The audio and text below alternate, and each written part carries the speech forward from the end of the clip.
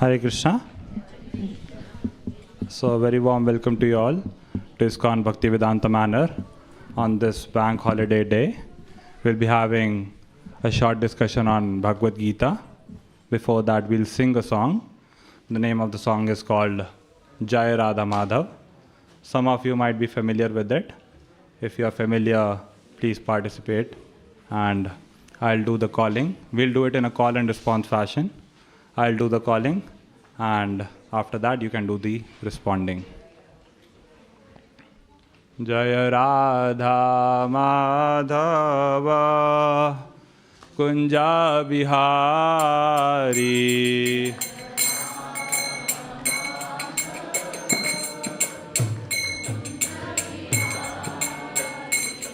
Jaya Radha Madhava Kunja Bihari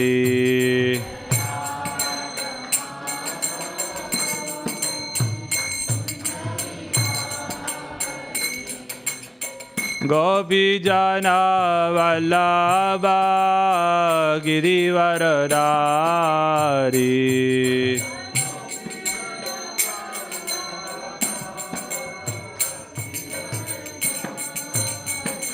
Jai Gopi Jana Vallabha Girivaradari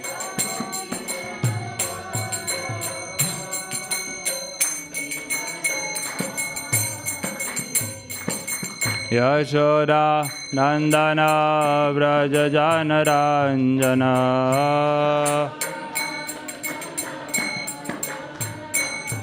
Yashoda Nandana Vraja Jana Ranjana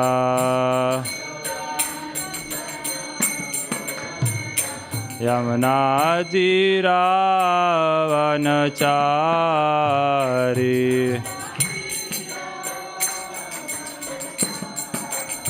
Yamuna Tira Vanachari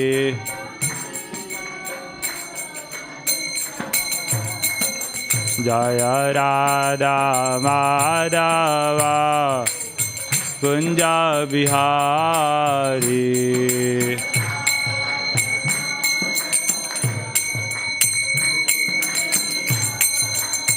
Jaya Radha Madhava Kunja Bihari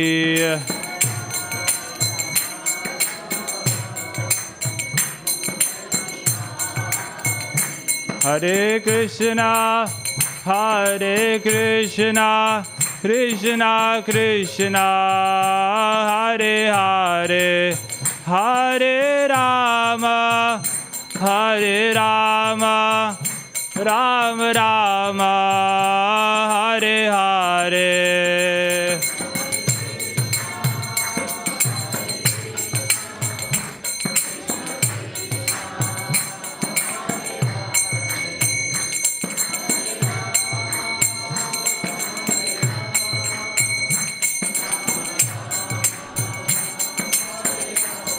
Hare Krishna, Hare Krishna, Krishna Krishna, Hare Hare, Hare Rama, Hare Rama, Rama Rama, Hare Hare.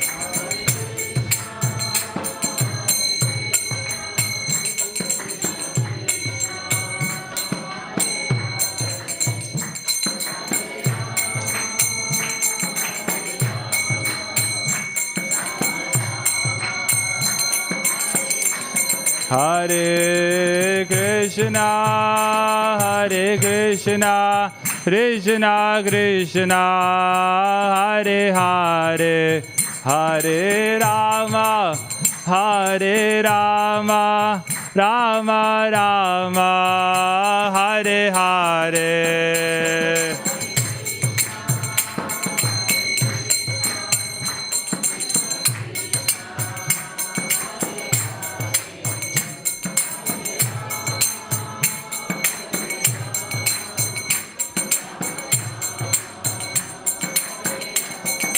Hare Krishna,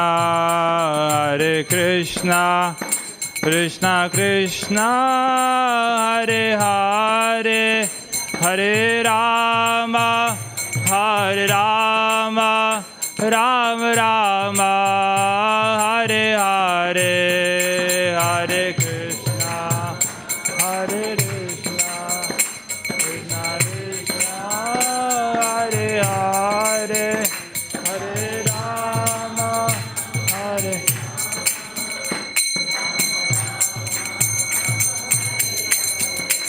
Oh, Hare Krishna, Krishna Krishna, Hare Hare, Hare Ram, Ram Ram, Hare Hare.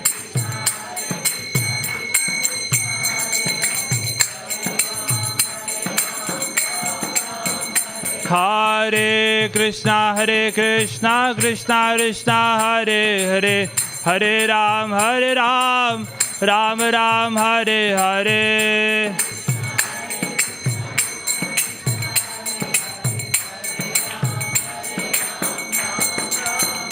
Jaya Radha Gokulananda, Radha Gokulananda, Radha Gokulananda, Shri Radhe.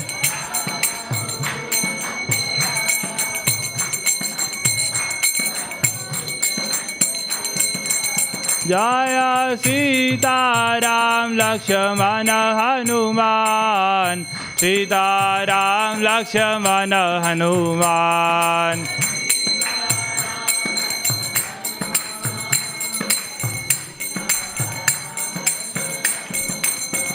Prabhupada, Prabhupada, Prabhupada, Jai Prabhupada, Jai Jai Prabhupada.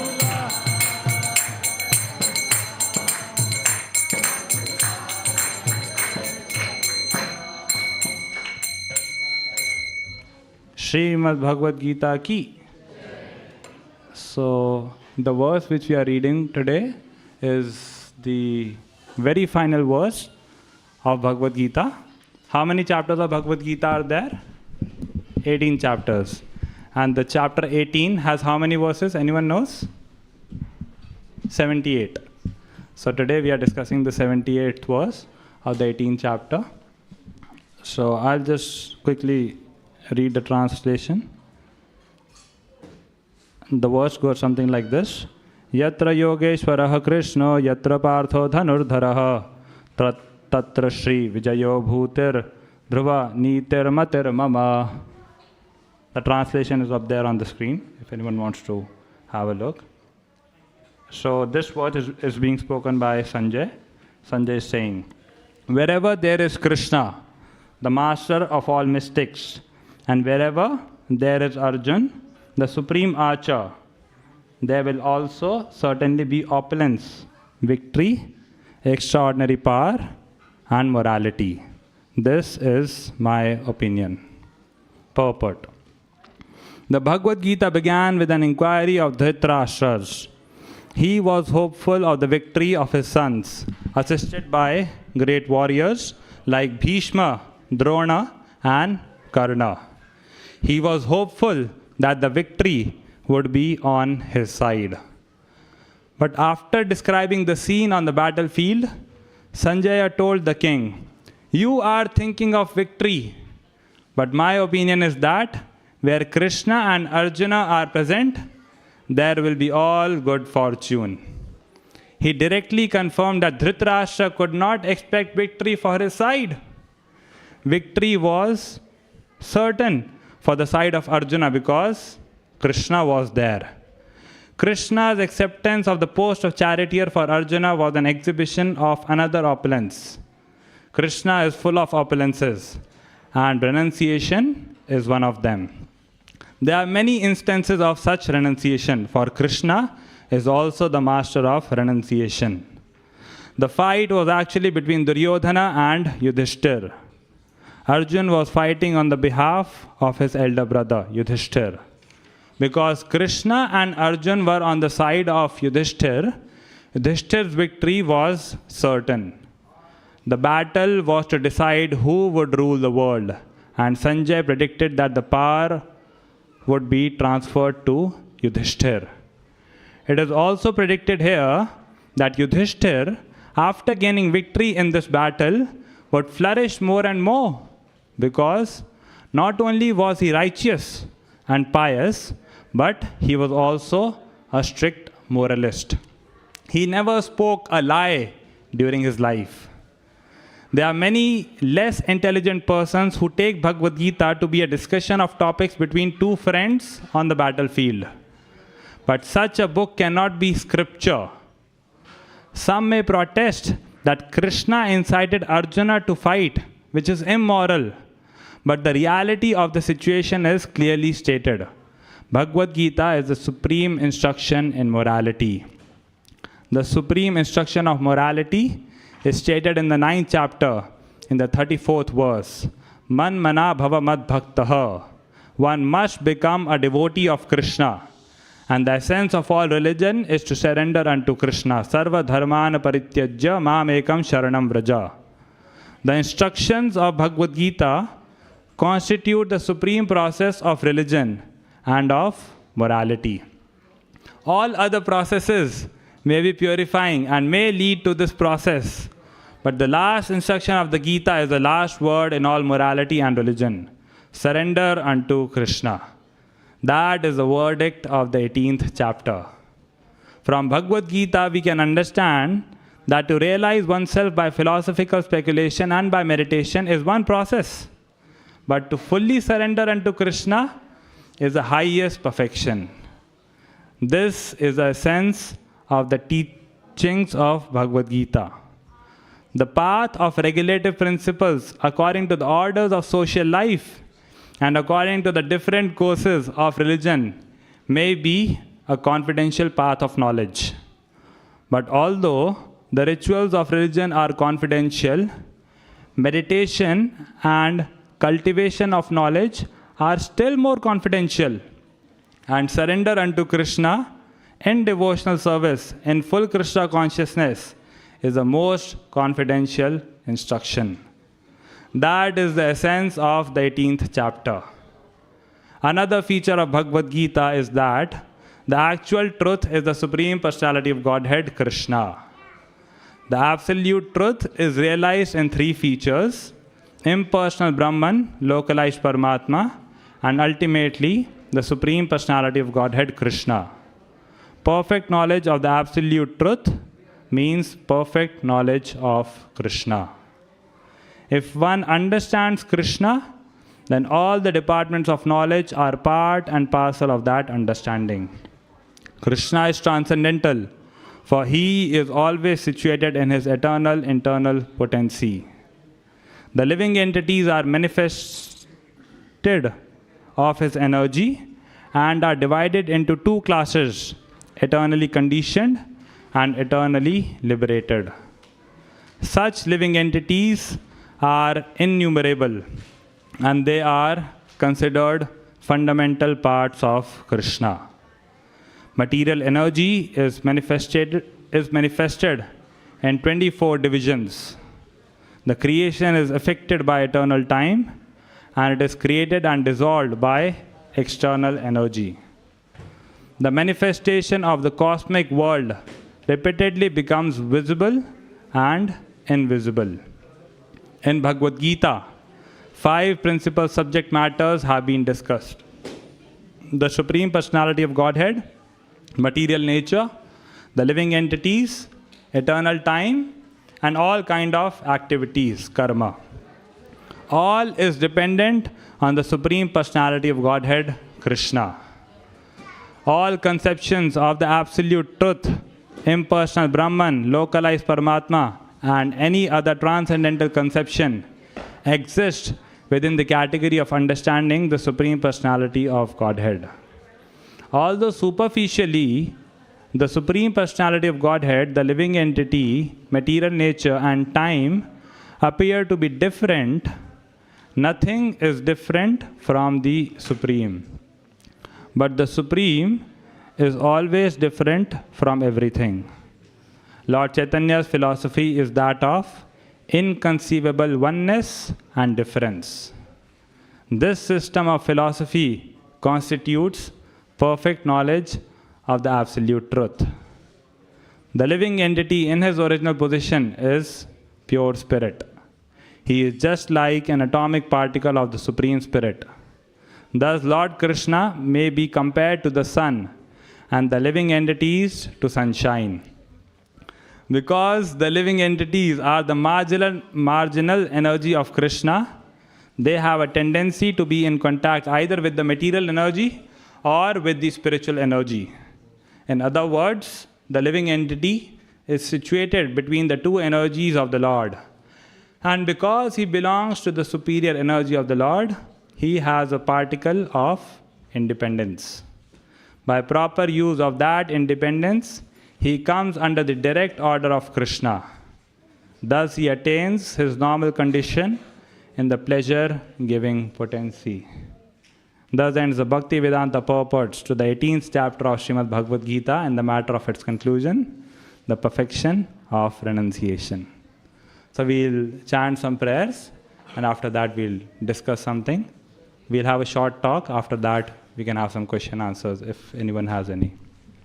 Om Ajnanatimirandhasya Jnananjana Shalakaya Chakshuranmilitam Yena Tasmai Shri Gurave Namaha Vancha Kalpatarubhyasya Kripa Sindhubhya Eva Cha Patitanam Pavanebhyo Vaishnavebhyo Namo Namaha Jaya Shri Krishna Chaitanya Prabhu Nityananda Shri Advaita Gadadhar Shivasadi Gaura Bhakta Vrinda Hare Krishna Krishna Krishna Hare Hare Hare Ram Ram Ram Hare Hare Namo Vishnu Padaya Krishna Pristhaya Bhutale Srimate Bhaktivedanta Swaminiti Namane Namaste Saraswati Deve Gauravani Pracharane Nirvishesha Shunyavadi Paschatya Deshatarane.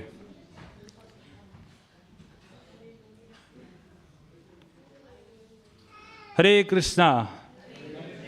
So, a very warm welcome to you all to this evening's class. Before I begin, I seek blessings from each one of you that I may be able to speak something relevant for your divine pleasure and for my own purification. So we are very fortunate that we are getting an opportunity to discuss something from Bhagavad Gita. Bhagavad Gita is a book which offers solutions to the different problems of life. Bhagavad Gita is said to talk about the art of living. The first 6 chapters of Bhagavad Gita talk about how to live, the art of living. The next 6 chapters, chapter 7 to chapter 12, they talk about the art of loving, how to love. And the last 6 chapters, chapter 13 to chapter 18, they talk about the art of letting go, how to let go. So yes, like this, Bhagavad Gita offers remedies to different problems. Sometimes people think that Bhagavad Gita is a book of analysis. No. Bhagavad Gita is not so much analytical as much as it is remedial. Let's say a person is bitten by a snake. So what should he do after that? Should he run after the snake? Hey, wait a minute. I need an answer from you. Please tell me, why did you bite me? Please give me this answer, and then you can run away. Should the person do this? Or should he focus on the healing? He should focus on the healing, right? Instead of asking the question, why me? He should focus on the question, what now? So when we approach Bhagavad Gita, we should ask the right questions. Instead of asking the question, why, we should ask the question, what? So this is exactly what has been talked about in today's verse. What should we do? So in today's verse, Krishna is talking about the secret of success. If we want success in any aspect, Krishna is telling what should we do. So he's telling we should do 2 things. One is that we should add Krishna to our lives. And second, we should add the devotees of Krishna to our lives. If we do so, we'll have Shri, Vijaya, Bhuti, and Niti. We'll have all good fortune.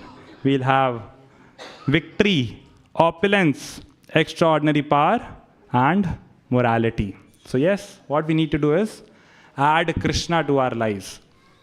The term yoga is a Sanskrit term, but it literally means addition. Addition of what? Addition of the Supreme Lord. The Bhagavad Gita, if we go through all the 18 chapters of Bhagavad Gita, they all talk about different yogas. Anyone knows the name of the first chapter of Gita? Sorry? Arjuna Vishada Yoga, very good. First chapter is Arjuna Vishada Yoga. Second chapter is Sankhya Yoga. Third chapter is Karma Yoga. Fourth chapter is Jnana Karma Sannyas Yoga. So like this, Bhagavad Gita is a book of yoga. So, by the way, I'm not a Sanskrit scholar, Don't think that I'm a Pandit sitting here. When I was in grade 6 at my school, I was offered an option to choose third language. The three options which were offered were Sanskrit, French, and German. And in India, being born and brought up in Delhi, in India, everyone goes with Sanskrit, most of the students. Why? Because the parents, they know Sanskrit. So you don't need to have a separate tutor. During the exam times, you will have a tutor at home. So everyone goes with Sanskrit. But my parents, they were a bit unconventional. They were like, Beta, we don't want to make a Pandit out of you. We want to send you to Europe. Take French. So my brother is 1 year elder to me. He took French. And me, following in his footsteps, I also took French.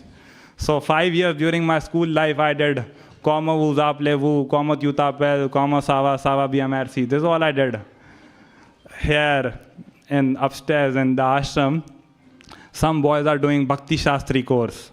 So every Monday at 7:15 p.m. they have their test. And somehow I have the service of being the invigilator during their shloka test. So when I'm taking their test, sometimes I laugh in between. And these boys are like, why is this guy laughing? So how do I tell them that I am reminded of my school days when I used to give test of those French lullabies? Bateau, Ciso, La Riviera, useless, But, so, anyway. So yeah, the point is, Bhagavad Gita is a book of yoga, how to add Krishna to our lives. And if we do so, Krishna is telling, we'll become very happy. Raja Vidya Rajaguhyam Pavitram Idam Uttamam Pratyakshaavagamam Dharmyam Susukham Kartum Avyayam. We will become Susukham. We will become extremely happy. Right? And while doing so, sometimes we may become a bit fearful. Hey, if I give time to Krishna, what will happen to my career? What will happen to my family? What will happen to my kids? What will happen to my home? So no, we don't need to worry. Second chapter of Gita says, Neha bhikram nashu asti pratyavayo na vidyate swalpam apyasya dharmasya trayate vahato bhayat. So Krishna is telling, na iha abhikram nashu asti. On this path, O Arjuna, there's neither any loss nor any diminution. So don't you worry. So there's no reason to worry for any loss that might happen as a result of adding Krishna to our lives. Few years back, one boy from Delhi, when he was 12 years old, he had started chanting Hare Krishna. And at the age of 12 only, he had started chanting 16 rounds. So 16 rounds means you have to give 2 hours. Hare Krishna, Krishna Krishna, Hare Hare, Hare Ram, Ram Ram, Hare Hare. Although it was tough for him to manage the 16 rounds along with his studies, but still he continued. But when he reached his grade 11, in India, Grade 11 is the time when most of the students start preparing for their university exams, competitive exams. So 11th and 12th, and then it's university. Like in UK, I think there's 13th grade also, so it's not like that in India.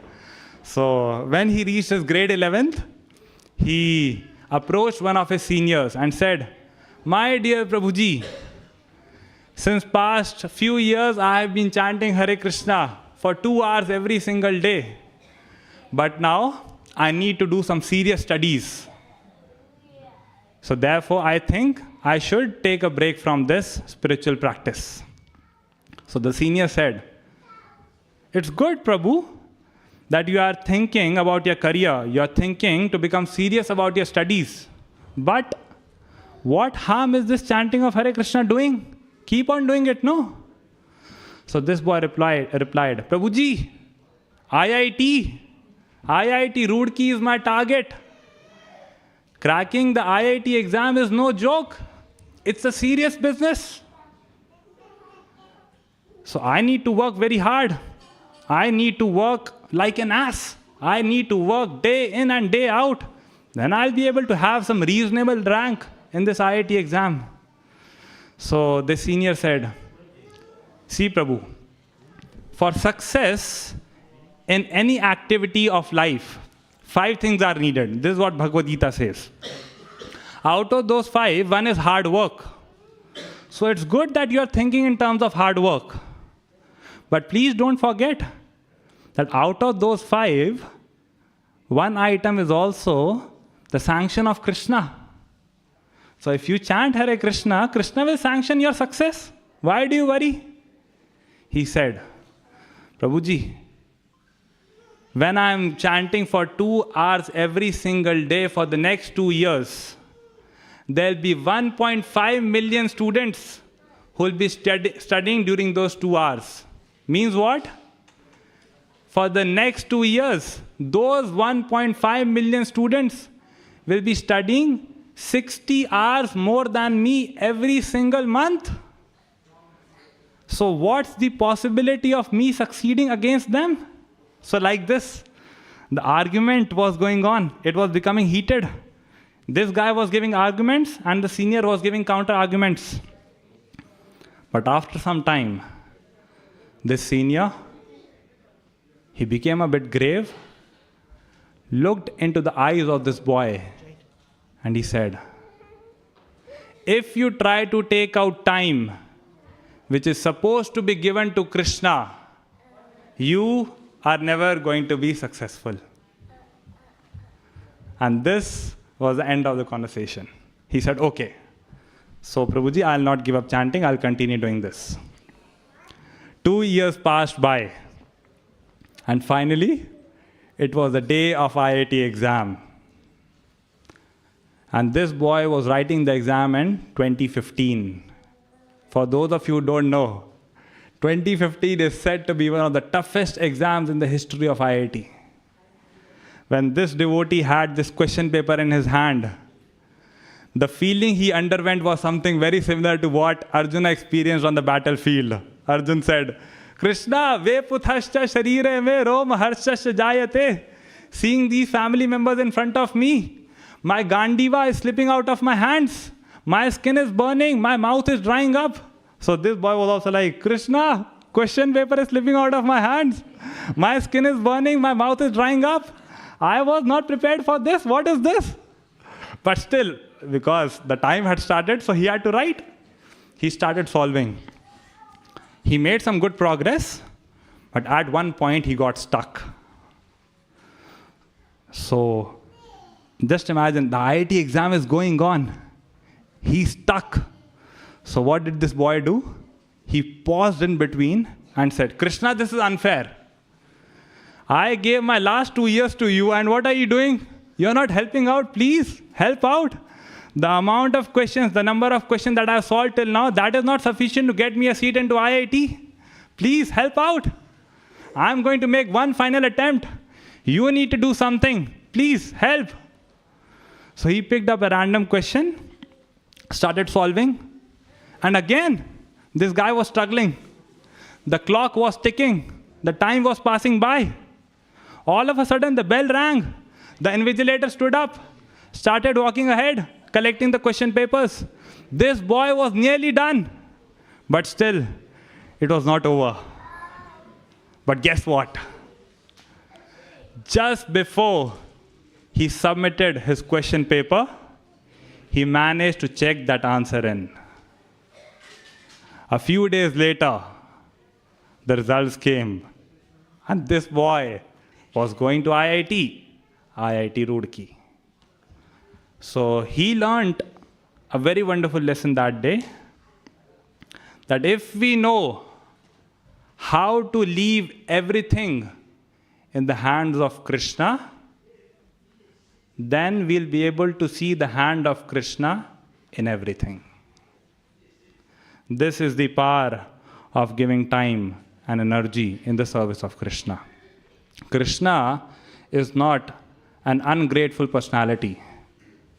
If we are giving time to Krishna, it's just like a student writing his exam with a pencil. If he's writing an exam with pencil, after some time, the pencil might go blunt. So the idea to stop in between the exam and take out time to sharpen the pencil might seem to be a wastage of time in the short run. In the short run, it might seem that to sharpen the pencil is a wastage of time. But someone who's intelligent, he'll know that no, in the long run, it will save me a lot of time. In the long run, I'll become very effective. So similarly, this process of chanting Hare Krishna is a process of sharpening our character. We might think that it's a wastage of time, but no, it's a very wonderful investment. In the long run, it will save us a lot of time. We might think, if I give time to Krishna, what will happen to my sense gratification? If I'll not engage in sense gratification, how will I become happy? Nah, that's a stupid idea. Why? Because happiness is not a product of gratification. Happiness is not a product of gratification. We think that if I see something nice, I'll become happy. If I eat something nice, I'll become happy. If I touch something nice, I'll become happy. If I buy some expensive gadget, I'll become happy.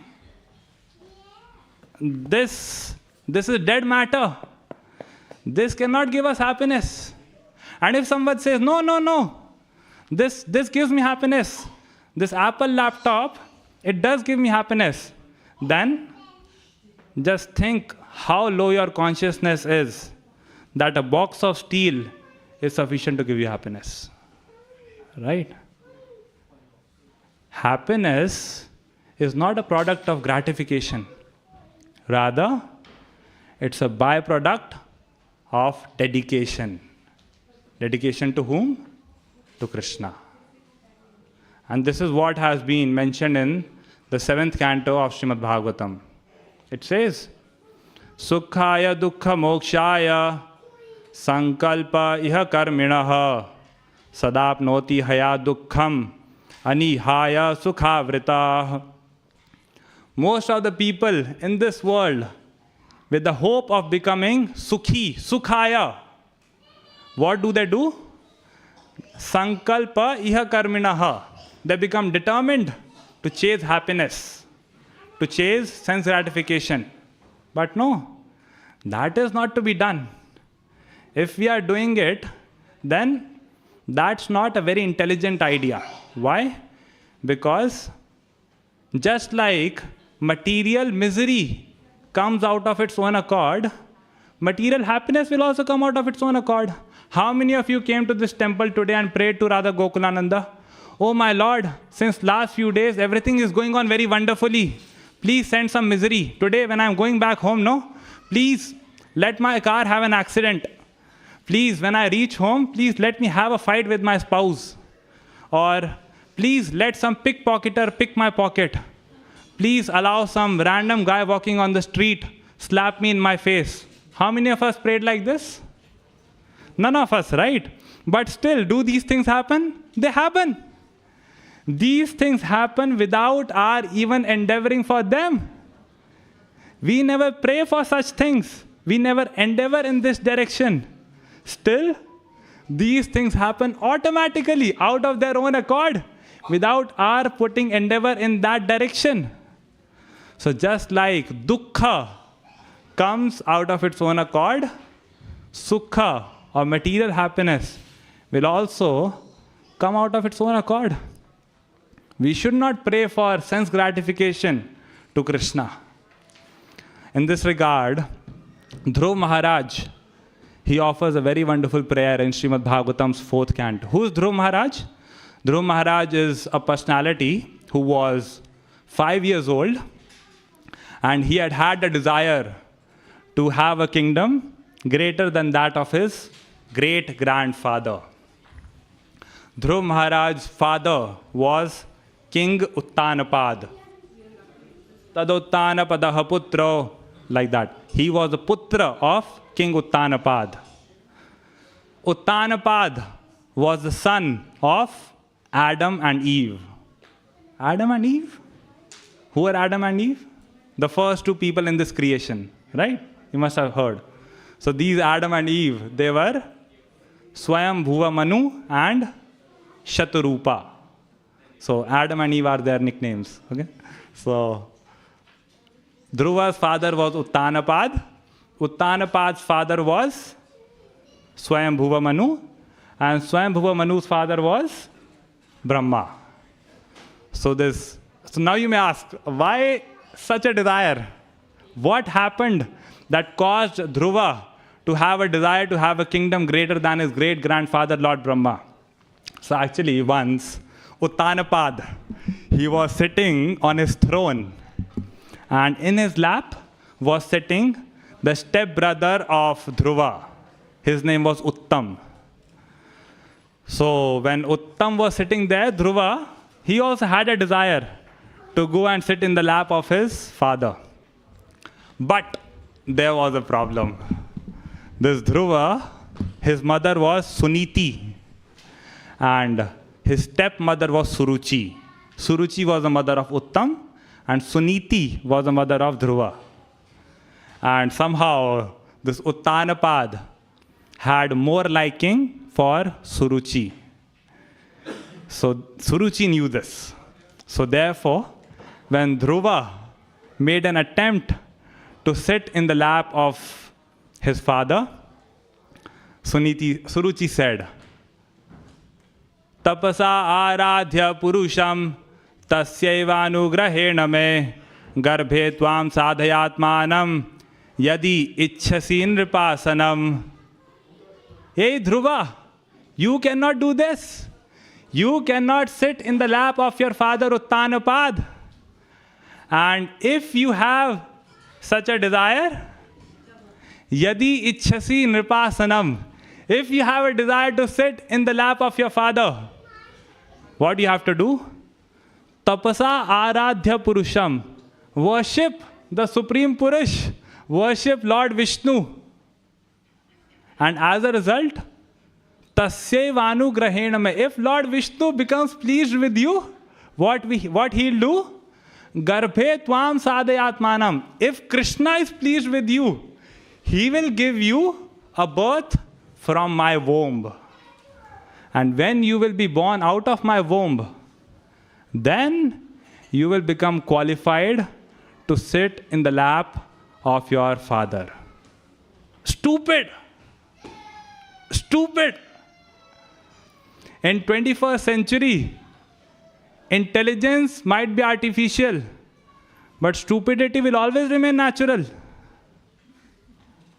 For a 5-year-old boy to sit in the lap of his mother, in the lap of his father is natural. What's the fault of this 5-year-old boy? If this Suruchi is envious of Suniti, exhibit this envy towards Suniti, right? Do something wrong out of Suniti. Why are you targeting this 5-year-old boy, Dhruva? But this is the power of envy, you know. So therefore, we should also be careful. If we want to get out of this material world, if we want to go to the spiritual world, we cannot afford to have envy. Why? Because spiritual world is a place where envy just doesn't exist. What to talk of the humans in the spiritual world? Even the plants, even the birds, even these things, even they don't have envy. I'm not saying this. This is what the third canto of Srimad Bhagavatam says. Paravatanyavritasara sachakravaka datyuha hansa shukatittiri barhinamya kolahalo viramate chiramatram uchcher pringadipe harikathami vagayamane mandara kunda kurabodpara champakarna punnaganaga bakulambuja jata gandherchite tulasika bharane tasya yasmin tapasu manaso bahumanayanti. So what is being said? Paravata. Paravat means pigeon. Anyabhrita means cuckoo. Okay, I'll just read the exact translation for you all. Give me a minute, please.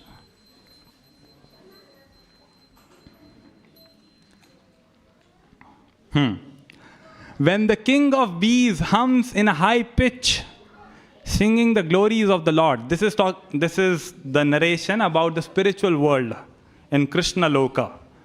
Singing the glories of the Lord. Who's singing? A bee is singing. When a bee is trying to sing for the pleasure of Krishna, there is a temporary lull in the noise of the pigeon, the cuckoo, the crane, the chakravak, the swan, the parrot, the partridge, and the peacock. Such transcendental birds stop their own singing simply to hear the glories of the Lord. So these birds might be very sweet in their voice, they might be very melodious, but they know that if somebody else who is not so melodious, if the bee is trying to make an attempt to serve Krishna, we don't need to be envious. We should offer a chance to the bee also. So this is about the birds of Vrindavan. The next verse is about the flowers. The translation goes something like this. Although flowering plants like the mandar, kunda, kurbaka, utpala, champaka, arna, punnaga, nagakeshara, bakula, lily, and parijat. This is a list of flowers, very wonderful, fragrant flowers. When these flowers are full of transcendental fragrance, they are still conscious of the austerities performed by Tulsi. For Tulsi is given special preference by the Lord, who garlands himself with Tulsi leaves. So, because Tulsi is the favorite of Krishna, it's not that the other plants or flowers, they'll become envious of Tulsi. Hey, why we are not the favorite? No. They are appreciative of the services which are offered by Tulsi for the pleasure of Krishna. So yes, like this, when Suruchi had offended this boy Dhruva, so this Dhruva took it personally. Why? Because he was a Kshatriya. For a Kshatriya to handle insulting words, it's not possible. For him, dishonor is worse than death.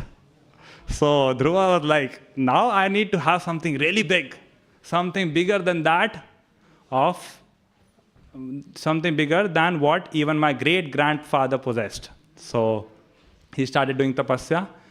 The Lord appeared in front of him. And when the Lord appeared, he offered this prayer. Nunam vimushtamatayas tava mayayate ye tvam bhavapyaya vimokshanamanya heto archanti kalpakatarum gunapopa bhogyam icchanti yatsparashajam niraye prindrinam. So what is he telling? Nunam vimushtamatayas tava mayayate. Oh Krishna, the intelligence of those people has been stolen.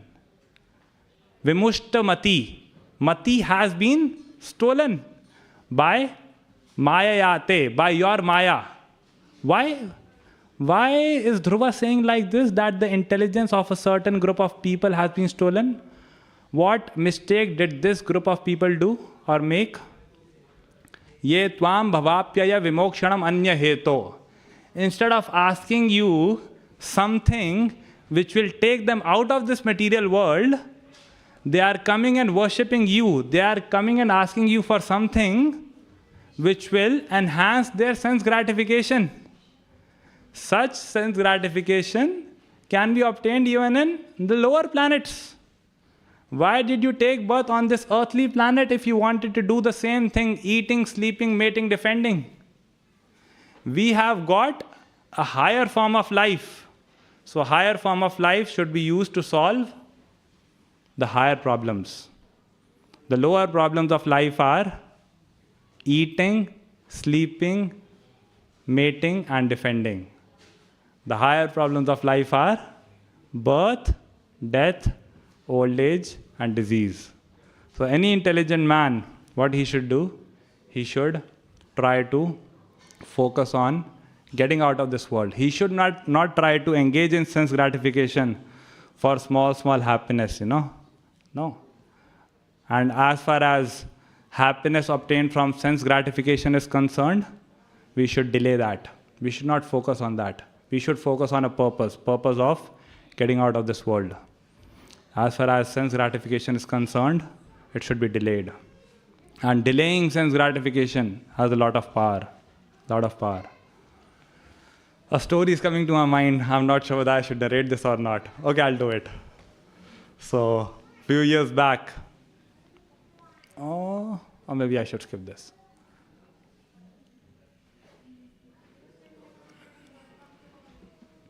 Okay, I should tell this.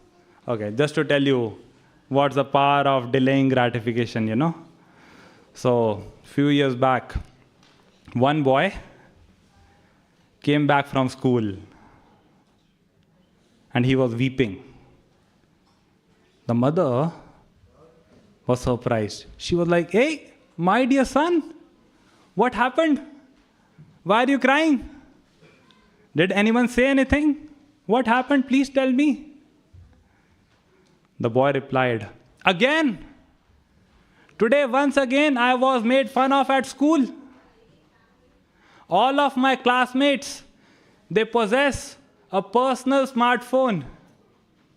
And me, I don't even know how to use a smartphone. I don't know how to use Facebook. I don't know how to use Twitter. What to talk of Facebook and Twitter? I sometimes struggle even with a simple Google search. Please, I think now it's the right time to get me also a smartphone. Please, get me one." So the mother replied, "Yes, my dear son, don't think that we cannot afford a smartphone for you. We can easily do that. But it's not the right age. For you, the age is to study and to perform bhakti. So please focus on these two things. Focus on chanting Hare Krishna and focus on your studies. And as far as the rebukes of your classmates are concerned, please tolerate them." So the boy said, "Okay, if you are asking me to tolerate, I'll do that. But till when? For how long do I need to tolerate? 10 years. The mother replied. 10 years? What will happen after 10 years? What will happen? All of a sudden, the mother paused. She became a bit grave and replied, "After 10 years, if Krishna so desires, when 7 billion people on the face of the earth will be using Google on their phone, you will be sitting and designing Google for their phone." And guess what? It happened. It happened. That's the power of delaying gratification. That's the power of tolerance when channelized in the right direction. We people try to indulge in sense gratification because everyone else is doing it. But no, indifference to public opinion is the new cool. Indifference to public opinion is the new cool in the market. We don't need to follow this trend of engaging in sense gratification. Just because everyone else is doing it, it's not necessary that we also have to do it. Why to be the trend follower when you can be the trend setter? Right? We should follow the trend of Bhagavad Gita. Bhagavad Gita's trend is to be satisfied. And being satisfied is so important that Krishna talks about it time and again in Bhagavad Gita. He talks about it in the 4th chapter, in the 12th chapter, in the 17th chapter.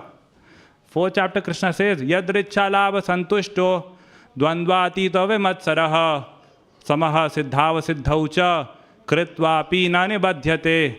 Yadricha labha santushto. Oh Arjun, learn to be santushta with whatever comes out of its own accord. Learn to be satisfied. And then 12th chapter again, Krishna is telling, Santushtaha satatam yogi. Be santushta. If you become such a yogi, he is always santushta. What will happen? Yo mad bhaktaha same priyaha. You will become extremely dear to me, O Arjuna. So this is the 14th verse of the 12th chapter. Then 5 verses later, Krishna is again driving the same point home.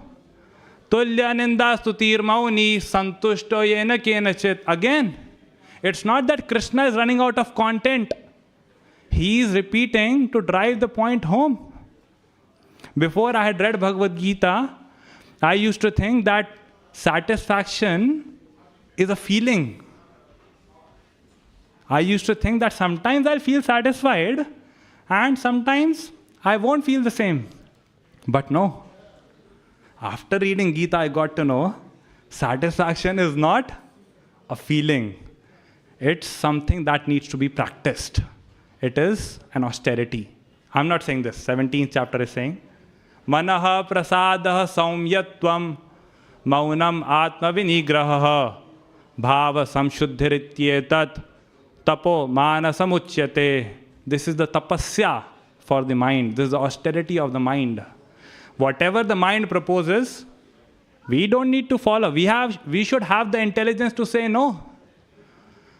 The mind may be a drunkard, but intelligence doesn't have to be a bartender. The mind may ask for different things. The intelligence doesn't have to serve all of it. Right? So we have some 7 minutes left, 6-7 minutes. Anyone has any questions? If you don't have any questions, I can continue. Yes. Sorry? How do we deal with ego?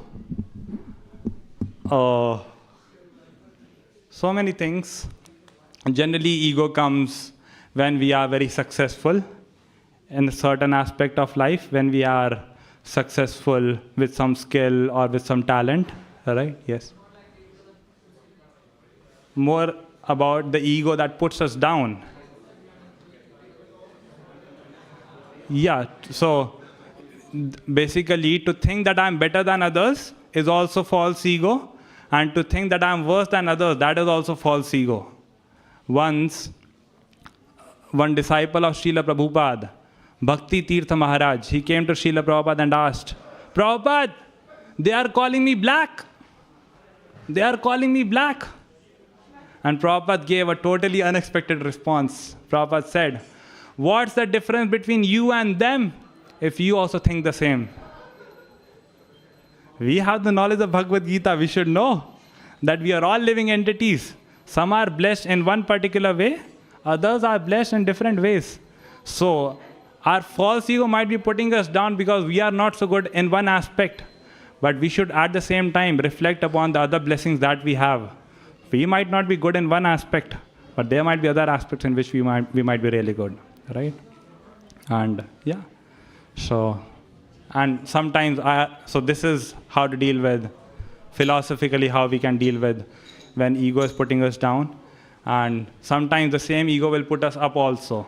At that time we should remember that the things which we have got, we are not entitled to them.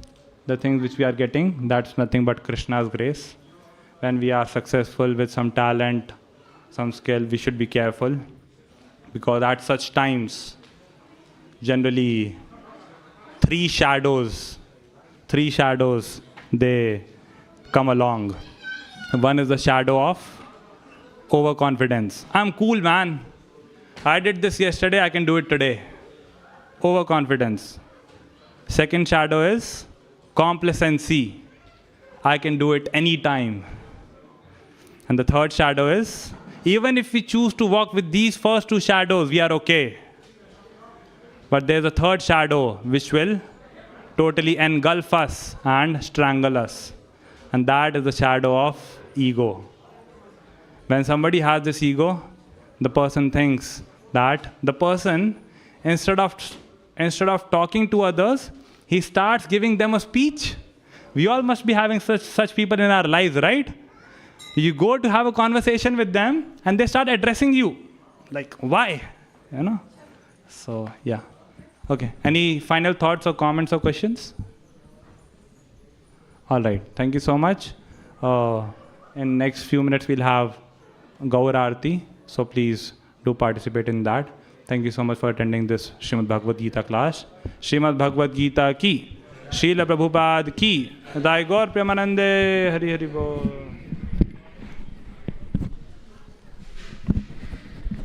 Well done.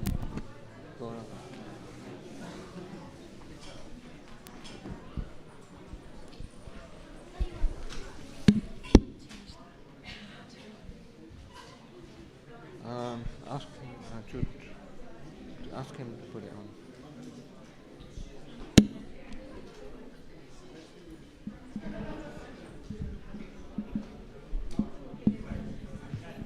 Oh, it's come on automatic. He did it just by a glance. Check if the height's okay for you. Higher up. A little bit.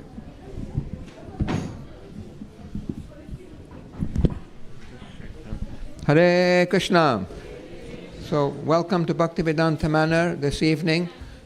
We just ask everyone if they'd like to stand up and come forward. We're going to have Gaura Aarti and for the next half an hour. So we want you to sing nice and loud, we want you to clap, we want you to dance. And then after the Aarti, there will be some Mahaprasadam next door. Thank you very much. Hare Krishna. And the Gaura Aarti song is up here on the screen for those of you who don't know it.